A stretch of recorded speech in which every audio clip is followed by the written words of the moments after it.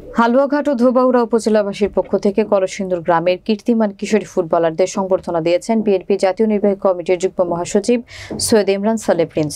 ধোবাউড়া প্রতিনিধি রিজল করিম রিপনের প্রতিবেদনে থাকছে বিস্তারিত। সোমবার বিকেলে কীর্তিমান কিশোরী ফুটবলার সংবর্ধনা আয়োজক কমিটির ব্যানারে এই সংবর্ধনা দেওয়া হয়।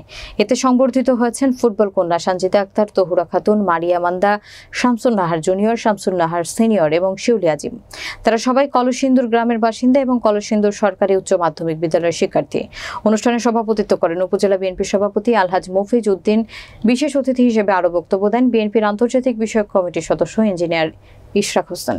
ময়মনসিংহ দক্ষিণ জেলা বিএনপির আহ্বায়ক জাকির হোসেন বাবলু, সিনিয়র যুগ্ম আহ্বায়ক আলমগীর মাহমুদ আলম, সদস্য সচিব রুকনুজ্জামান সরকার রুকন, উত্তর জেলা বিএনপির আহ্বায়ক অধ্যাপক এনায়েতুল্লাহ কালাম, উত্তর জেলা যুবদলের সভাপতি ভিপি শামসুল হক। সংবর্ধনা শেষে নারী ফুটবলারদের সম্মানে কনসার্ট ফর কলসিন্দুর শিরোনামে মনোজ্ঞ সাংস্কৃতিক অনুষ্ঠানের আয়োজন করা হয়।